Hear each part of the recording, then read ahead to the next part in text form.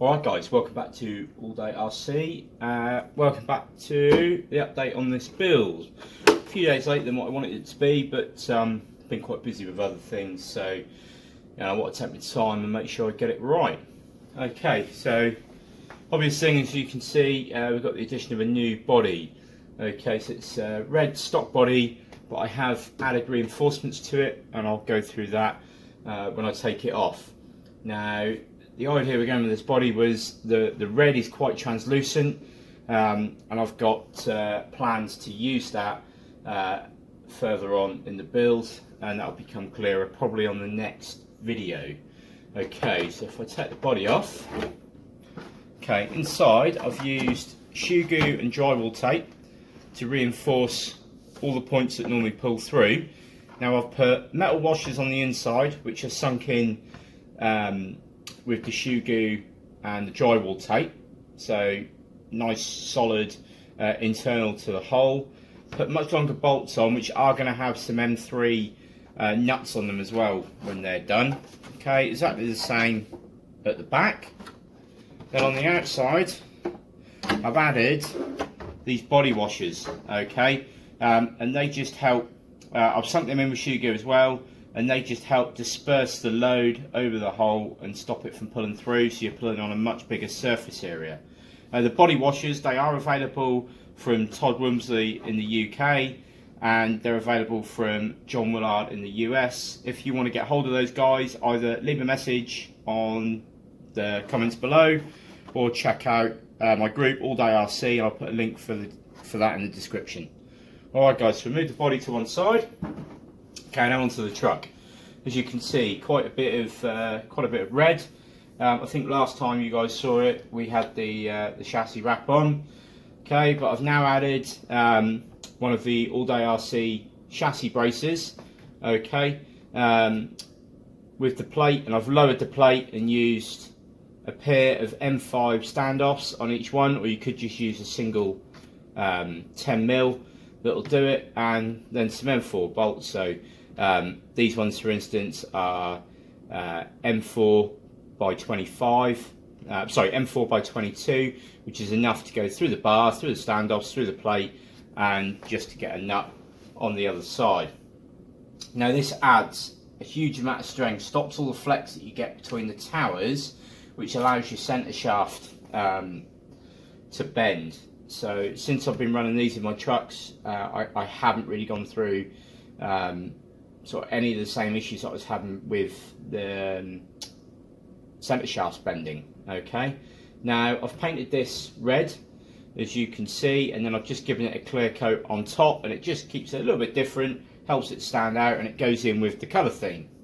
Now whilst I'm on this, I have added lights to the underneath. Turn it around so you guys can see. Okay, so gone for some red LEDs along the bottom there, and I've also added red chassis lights. Now I'll turn them on, but you might not see them too well in daylight. So we've got the under brace ones there and the under chassis.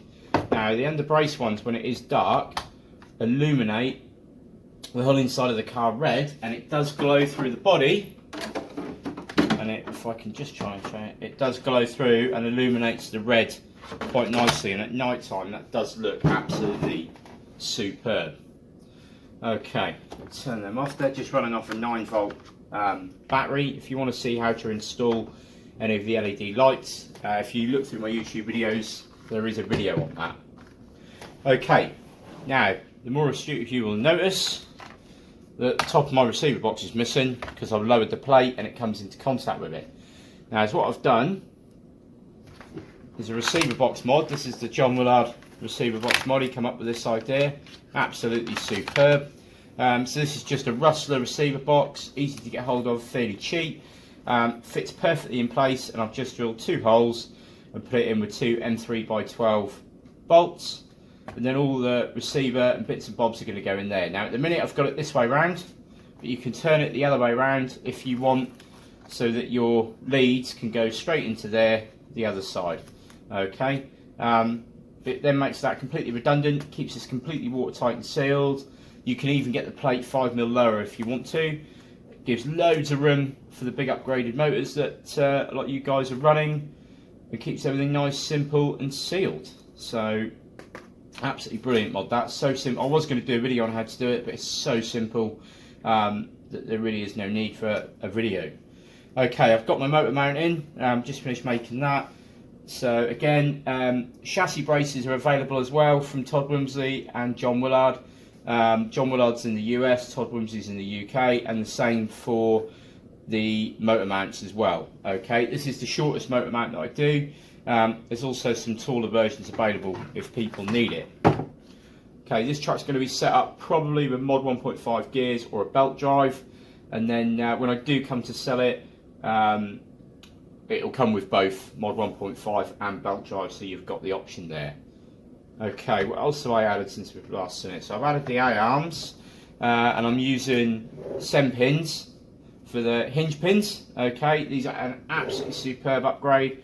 These are high tensile steel and hardened, which are a lot more successful than the RPM ones that are stainless steel. Absolutely superb. They come from the US, is the best place to get them from. Okay, well, so I've got the stub axles on the back now. Axles on, you can see my Mad Max wheel nuts there in red. This is probably going to have Mad Max wheels and tyres.